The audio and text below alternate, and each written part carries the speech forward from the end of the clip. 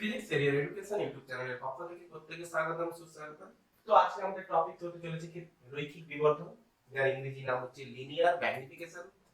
তো linear magnification কি হয়ে থাকে? তো প্রথমে আমরা দেখব যে রৈখিক বিবর্ধন কি, কোন জিনিসটা রৈখিক বিবর্ধন, কাকে আমরা রৈখিক বিবর্ধন বলছি। যে বস্তুর দৈর্ঘ্যের তুলনায় প্রতিবিম্বের দৈর্ঘ্য কত গুণ বড় বা ছোট, কত গুণ বড় বা ছোট, সেটাই হচ্ছে কি তার বিবর্ধন। যে বস্তুর দৈর্ঘ্যের তুলনায় প্রতিবিম্ব কতটা বড় বা কতটা ছোট।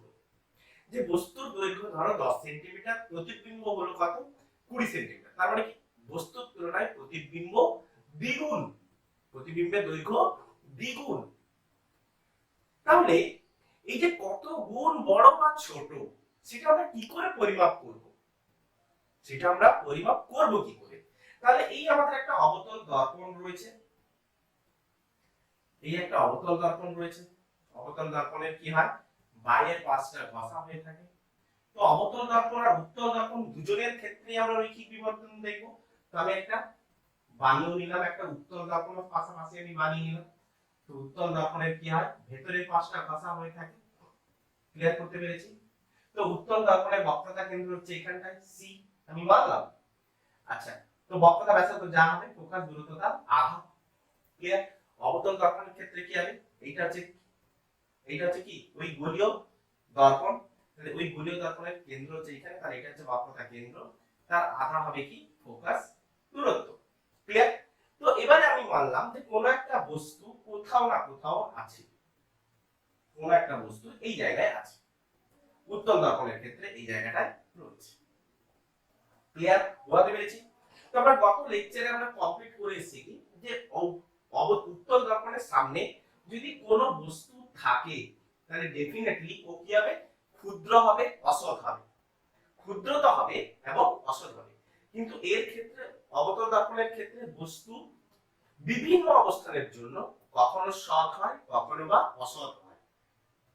অবতল দর্পণের ক্ষেত্রে এই ভেরিয়েশনটা আমরা লেকচার নাম্বার 7 দেখেছি, অবতল দর্পণের রশ্মি চিত্রগুলো, যে বস্তুর বিভিন্ন অবস্থানের রশ্মি চিত্র। তো উত্তল দর্পণের ক্ষেত্রে আমরা লেকচার নাম্বার 8 দেখে এসেছি যে যত যেখানে থাকুক না কেন অসৎ হবে এবং ক্ষুদ্র হবে। আচ্ছা, তো আমরা প্রথমে অবতল দর্পণের ক্ষেত্রে দেখি। অবতল দর্পণের ক্ষেত্রে বিবর্ধন আমরা কি করে পাবো? যে বিবর্ধন হচ্ছে সেই জিনিস কি না স্লোপ, যে প্রধান অক্ষের সাথে কতটা স্লোপ করে আছে, তার স্লোপ আমি কি করে বানাবো? তো এমন কোন একটা নির্ধারিত রশ্মি নিতে হবে যে স্লোপ বানাবে। আচ্ছা, তো এবারে দেখো, তো আমাকে এই বস্তুটার যদি প্রতিবিম্ব বানাতে হয়, তো আমরা ঘটা করে টানতে জানি এবং টেনেও দেব। তাহলে এই বিন্দুর প্রতিবিম্ব বানাতে গেলে কি করতে হবে, না প্রধান অক্ষ বরাবর রশ্মি পড়বে, তো প্রধান অক্ষ বরাবর আমার রিটার্ন করবে। আচ্ছা, এই বিন্দুটার যদি প্রতিবিম্ব বানাতে হয়, বি বিন্দু তো আমরা সোজা সোজা বানিয়ে দিলাম, কেন প্রধান অক্ষ বরাবর গেলে প্রধান অক্ষ বরাবর। এ বিন্দুর ক্ষেত্রে কি করব, না প্রধান অক্ষের সমান্তরাল একটা রশ্মি পড়বে, প্রধান অক্ষের সমান্তরালে আলোক রশ্মি পড়বে, তারপরে অবতল দর্পণের পড়ার পরে কি হবে, সমান্তরাল রশ্মি ফোকাসগামী হবে। ক্লিয়ার? সমান্তরাল রশ্মি কোনগামী, ফোকাসগামী। আচ্ছা, আরেকটা রশ্মি কি নেব, না আরেকটা রশ্মি নিলাম যে মেরুতে আপতিত হয়েছে, আরেকটা রশ্মি কিনলাম না মেরুতে। তাহলে মেরুতে যদি আপতিত হয়, তাহলে মেরুতে যদি এটা হচ্ছে কি প্রতিফলিত রশ্মি, তো প্রতিফলিত রশ্মিটা যেখানে ছেদ করবে, তাহলে মেরুতে যদি আপতিত হয়, এই মেরুতে আপতিত হয়েছে, তাহলে মেরুতে আপতিত হলে কি হবে, না প্রধান অক্ষের সাথে যে কোণ করবে, যে আপতন কোণ সৃষ্টি করবে, প্রতিফলন কোণও তাই সৃষ্টি করবে। প্রতিফলন কোণও সেই থিটা কোণ সৃষ্টি করবে, সেই একই কোণ সৃষ্টি করবে, এটাও কত হবে থিটা। তাহলে এটাই হচ্ছে কি প্রতিফলিত রশ্মি। তাহলে এই দুটি প্রতিফলিত রশ্মি যে বিন্দুতে ছেদ করেছে, এটা একটা রশ্মি প্রতিফলিত, এটা একটা প্রতিফলিত রশ্মি। তাহলে এই যে বিন্দুতে ছেদ করেছে সেই বিন্দুটা হচ্ছে কি এ বিন্দুটা প্রতিবিম্ব এ প্রাইম। তাহলে এই এ বিন্দু থেকে প্রধান অক্ষের উপরে আমি কি করব, একটা লম্ব টানবো, যে লম্বটাই বোঝাবে কি, যে লম্বটা বোঝাবে এই বস্তুটার প্রতিবিম্ব। তাহলে এটা a প্রাইম, এটা হচ্ছে b প্রাইম। ক্লিয়ার করতে পারো? তাহলে তাহলে এই বস্তুর ক্ষেত্রে এটা হচ্ছে তার স্লোপ। তাহলে স্লোপ আমরা কি করে বানাই? দেখো স্লোপ, স্লোপ বা আমরা একে বাংলায় কি বলে থাকি? নতি। নতি আমরা কি করে বানাই? না tan থিটা থেকে, tan থিটা থেকে আমরা নতি বানাই। তাহলে এই স্লোপকে আমরা কি বলছি? রৈখিক বিবর্ধন, যাকে আমরা বলছি m। এই স্লোপকে আমরা বলছি রৈখিক বিবর্ধন। লিখে দিই, রৈখিক বিবর্ধন, যাকে আমরা বলবো m। ক্লিয়ার? m চিহ্ন দ্বারা প্রকাশ করব, যেহেতু ম্যাগনিফিকেশন m চিহ্ন। তাহলে tan থিটা কি হয়ে থাকে? তাহলে tan থিটা কি হয়ে থাকে? দেখো লক্ষ্য করো যে এর ক্ষেত্রে tan থিটা হচ্ছে কি না, এর ক্ষেত্রে tan থিটা হচ্ছে, এর ক্ষেত্রে tan থিটা হচ্ছে পারপেন্ডিকুলার বাই বেস। তাহলে পারপেন্ডিকুলার হচ্ছে কি? ab, বেস হচ্ছে কোনটা? bo। ক্লিয়ার? এটা হচ্ছে আমাদের o, বেস হচ্ছে কি না bo। ক্লিয়ার করতে পারলাম? এতটুকু বোঝা গেছে?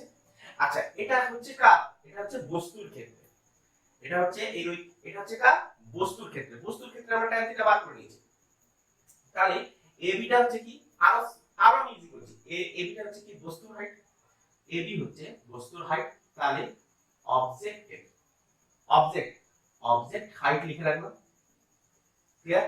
অবজেক্ট হাইট, তাহলে হাইট অফ অবজেক্ট লিখো, হাইট অফ অবজেক্ট। ক্লিয়ার? আর bo হচ্ছে কি? না bo হচ্ছে ডিসটেন্স অফ অবজেক্ট, মানে u u u u of object. এটা হচ্ছে বস্তু দূরত্ব। আচ্ছা, প্রতিবিম্বের ক্ষেত্রে আমরা কেমন করে স্লোপ বানাবো? তাহলে প্রতিবিম্বের ক্ষেত্রে তাহলে রৈখিক বিবর্ধন m, স্লোপও লিখলাম। tan থিটা ইকুয়াল টু আমি কি লিখবো? না tan থিটা ইকুয়াল টু কি লিখবো? দেখো পারপেন্ডিকুলার বাই বেস। এটা হচ্ছে আমাদের পারপেন্ডিকুলার, বেস হচ্ছে এটা। তো পারপেন্ডিকুলার হচ্ছে কি? a প্রাইম b প্রাইম, আর বেস হচ্ছে কোনটা? ob prime. নিচেটা দেখা যাচ্ছে? হ্যাঁ ছাড়া আছে, কিন্তু ছাড়া আছে। তাহলে a প্রাইম b প্রাইম, তাহলে a প্রাইম b প্রাইম হচ্ছে কি না, a প্রাইম b প্রাইম হচ্ছে প্রতিবিম্বের দূরত্ব, যাকে আমরা v দ্বারা ডিনোট করতে শিখেছি। v ফর, এটা হচ্ছে কি? ইমেজ, সেটা আমরা i লিখে রাখলাম, ইমেজ। আচ্ছা, ob প্রাইম হচ্ছে কি? Sorry, a prime b prime হচ্ছে v নয়, a প্রাইম b প্রাইম হচ্ছে height of image, height of image. আর ob প্রাইম হচ্ছে ডিসটেন্স অফ ইমেজ, vi। তাহলে দুটো tan থিটা কি হচ্ছে? সমান। তাহলে এই দুটো tan থিটা যদি সমান হয়, তাহলে আমি কি লিখতে পারি? যে ho by height of object by distance of object equals to height of image divided by distance of image. Clear? তো একে যদি আমরা সুন্দর করে সাজিয়ে লিখি, তাহলে আমরা কি দেখব? যে vi বাই u, মানে distance of image divide by distance of object equals to height of image divided by height of object। তাহলে এটাই হচ্ছে কি? ম্যাগনিফিকেশন। তাহলে ম্যাগনিফিকেশন আমি দুভাবে বলতে পারি। একটা হচ্ছে কি? Magnification distance of image by distance of object বলতে পারি, এটা একটা বলতে পারি। আরেকটা ম্যাগনিফিকেশন বলতে পারি কি না, distance sorry height of image by height of object, এটাও আমরা বলতে পারি। তাহলে লিনিয়ার ম্যাগনিফিকেশন বা রৈখিক বিবর্তনকে আমরা দুভাবে প্রকাশ করতে পারি। ক্লিয়ার হয়েছে? বলতে পারলাম? এতটুকু বলতে পেরেছি? আচ্ছা, তো উত্তল দর্পণের ক্ষেত্রে যে প্রসিডিউরে আমরা ম্যাগনিফিকেশন বার করেছি, সরি অবতল দর্পণের ক্ষেত্রে, উত্তল দর্পণের ক্ষেত্রে সেম প্রসিডিউরে কিন্তু আমরা ম্যাগনিফিকেশন বার করব। তাহলে এই হচ্ছে আমাদের উত্তল দর্পণ। তাহলে উত্তল দর্পণের ক্ষেত্রে কিভাবে বার করব দেখো, লক্ষ্য করো। তাহলে এই হচ্ছে আমাদের বস্তু। তাহলে বস্তু থেকে, বস্তুটা হচ্ছে, এটা হচ্ছে কি a, এটা হচ্ছে b। তাহলে বস্তু, তাহলে এই বস্তু থেকে রশ্মি নিতে হবে। একটা a বিন্দু থেকে রশ্মি যাবে, তাহলে a বিন্দু থেকে যদি রশ্মি যায় প্রধান অক্ষ বরাবর, তাহলে যে পথে গেছে সেই পথে আবার কি করবে? রিটার্ন করবে। ক্লিয়ার হচ্ছে? কারণ উত্তল দর্পণকে ভেদ করেও যাবে না। আচ্ছা, তো আমি একে আমি কি করব? পেছনের দিকে বর্ধিত করে নেব। একে আমরা যদি আমাদের প্রয়োজন হয়, তাহলে আমরা কি করতে পারি? বর্ধিত করতে পারি। এবারে বি পয়েন্ট থেকে আমাকে মিনিমাম দুটো রশ্মি নিতে হবে, কারণ বি পয়েন্টে প্রতিবিম্ব বানাতে গেলে দুটো রশ্মির প্রয়োজন। কারণ এ বিন্দু দুটো আমি করা দরকার নেই, কেন? এ অলরেডি প্রধান অক্ষের উপরে রয়েছে। আচ্ছা, বি বিন্দু থেকে আমি দুটো রশ্মি নিলাম, একটা হচ্ছে প্রধান অক্ষের সমান্তরাল, আরেকটা হচ্ছে কি না মেরু, আরেকটা হচ্ছে কি মেরু। তাহলে মেরু দিয়ে যদি কোনো রশ্মি যায়, আপতিত হয়, তাহলে সে যে কোণে আপতিত হবে প্রধান অক্ষের সাথে, যে কোণে আপতিত হবে সেই একই কোণে কি হবে প্রতিফলিত হবে। তাহলে এটাও কত হবে থিটা। তাহলে এটাও যদি থিটা হয় এটাও ডেফিনেটলি থিটা হবে। আচ্ছা, তো সমান্তরাল রশ্মির ক্ষেত্রে কি হয়েছিল? সমান্তরাল রশ্মি কি হবে না ফোকাস থেকে আসছে বলে বলা হয়, ফোকাস থেকে আসছে বলে বলা হয়। তো ওই রশ্মিকে বলা হবে যে ফোকাস থেকে আসছে, যেন চোখটা এখানে থাকবে, যেন মনে হবে ফোকাস থেকে ওই রশ্মি আসছে। আচ্ছা, তাহলে এই প্রতিফলিত রশ্মিকে আমাকে কি করতে হবে? যেহেতু পেছনের দিকে আমি বর্ধিত, পেছনের দিকে যাই সেটা আমি কি করব? পেছনের দিকে আমরা কি করব? বর্ধিত করব, যেন মনে হচ্ছে এই বিন্দু থেকে এই দুটো রশ্মি আসছে। তাহলে এই দুটি বিন্দু, তাহলে এই দুটো প্রতিফলিত রশ্মি এই বি বিন্দু ছিল, তাহলে এই বিন্দুটা বি বিন্দু কি হয়ে যাবে? প্রতিবিম্ব হয়ে যাবে। ক্লিয়ার করতে পেরেছি? তাহলে বি বিন্দুটা থেকে প্রধান অক্ষের উপরে আমি একটা কি করলাম? একটা লাইন ড্র করলাম। তাহলে এই রশ্মিটারও আমি কি করব? পেছনের দিকে বর্ধিত করে নিয়েছি, পেছনের দিকে এই রশ্মিটা বর্ধিত করে নিয়েছি। বুঝছে? তাহলে এ এ বিন্দুটা প্রতিবিম্ব হচ্ছে কি এ প্রাইম, আর বি বিন্দুটা প্রতিবিম্ব হচ্ছে B prime, R A B prime কি হয়ে গেছে? এ বি বস্তুটা প্রতিবিম্ব হয়ে গেছে। তো এবারে আমরা কি করব? এদের স্লোপ পালাবো, একটা বস্তুর স্লোপ পালাবো আর একটা প্রতিবিম্বের স্লোপ পালাবো। তো এটা যদি থিটা হয় এটাও ডেফিনেটলি থিটা হবে। তো কেন বিপরীত কোণ? আচ্ছা, তাহলে আমরা বস্তুর দ্বারা, তাহলে বস্তুর দ্বারা যদি আমাকে বানাতে হয় তাহলে tan থিটা ইকুয়াল টু কি করব? তাহলে tan থিটা ইকুয়াল টু আমরা করব লম্ব বাই ভূমি। তাহলে কি করব? AB বাই A, এটা হচ্ছে O, AO। আচ্ছা, AB হচ্ছে কি হাইট অফ অবজেক্ট, আর A হচ্ছে কি বস্তুর দূরত্ব। তাহলে ইউ লিখে রাখলাম, আর কিছু লেখা আছে ইউ। আচ্ছা, এবারে প্রতিবিম্বের ক্ষেত্রে আমরা কি করব? A প্রতিবিম্বের ক্ষেত্রে আমরা tan থিটা বার করব।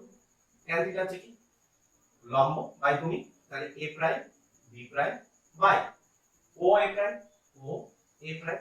আচ্ছা, A প্রাইম B প্রাইম হচ্ছে কি হাইট অফ ইমেজ, তাহলে height of image divide by O A prime হচ্ছে কি প্রতিবিম্বের দূরত্ব। তাহলে আমি V লিখতে পারলাম। তাহলে tan থিটার ভ্যালু দুপাশে একই পাচ্ছি, তো আমি কি লিখব? HO by E height of object divide by U height of image divide by V। তাহলে একে সুন্দর করে সাজিয়ে গুছিয়ে লিখলে কি আছে? V by U equals to HI by HO। তাহলে এদের কি বলা হয় কি না এদের অনুপাত, এগুলো সব হচ্ছে কি রেশিও, অনুপাত। এদের কি বলা হয়? Linear magnification M। তাহলে M কে আমরা এক্ষেত্রে আমরা দুভাবে আমরা রিপ্রেজেন্ট করতে পারি। একটা হচ্ছে কি না M হচ্ছে কি, একটা হচ্ছে উত্তল দর্পণের ক্ষেত্রে M হচ্ছে V বাই U। ম্যাগনিফিকেশনে বার করার জন্য প্রতিবিম্বের দূরত্ব বাই বস্তুর দূরত্ব করতে পারি, দিলে আমরা ম্যাগনিফিকেশন বা বিবর্ধন আমরা পেয়ে যাব।